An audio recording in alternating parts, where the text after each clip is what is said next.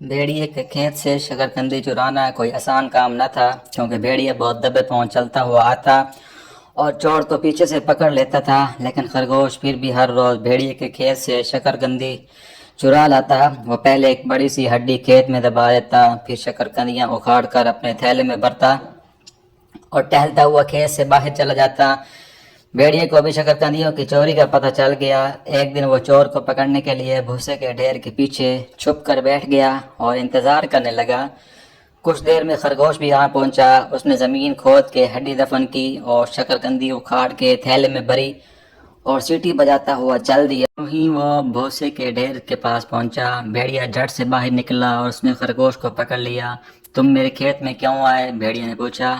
खरगोश ने कहा, मैं खुद नहीं आया, हवा तेज थी, उसने मुझे उड़ाकर तुम्हारे खेत में ला फेंका।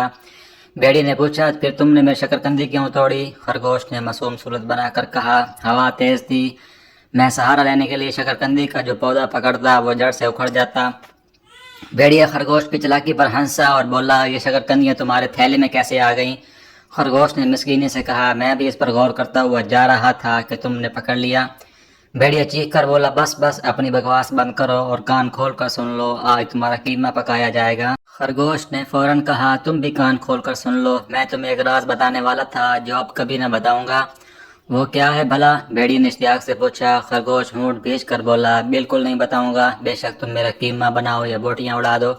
अब भेड़िया का इश्तियाक बढ़ा। वो जितना पूछता खरगोश उतना ही इनकार करता रहा। आखिर खरगोश ने कहा, तुम ये समझते हो कि मैं शकरकंदियों की खातिर तुम्हारे खेत में आया था? ये बात बिल्कुल नहीं है भैया जी।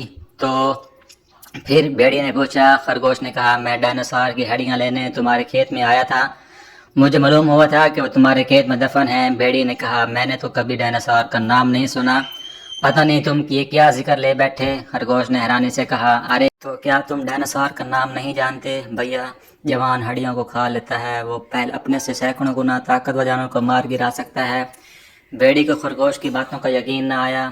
खरगोश ने फिर कहा, ना मानो तुम्हारी मर्जी, अगर मुझे मिल गई तो सबसे पहले तुम्हें मार गिराऊंगा, समझे?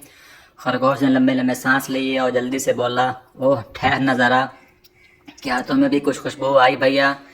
भेड़ी ने भी लंबे लंबे सांस लिए। उसे करीब ही दफन की हुई हड्डियों की खुशबू आई जो सुबह खरगोश ने दफन की थी।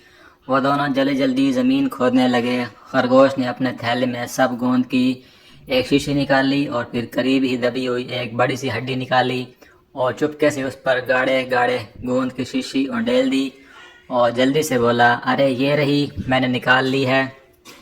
भेड़िया बेसब्री से बोला, लाओ लाओ, कहाँ है, मुझे दो।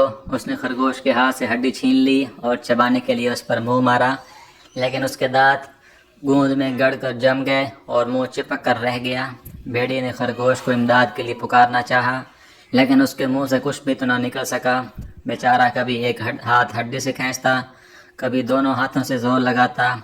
इस कोशिश में उसकी आंखें बाहर उबल आईं, पसीने से जिस्म शराबूर हो गया और आखिर हड्डी मुंह से बाहर निकल तो आई, लेकिन उसके साथ भेड़िए के 4 दांत भी बाहर आ गए। खरगोश जो सब तमाशा देख रहा था अब चुपके से खिसक गया।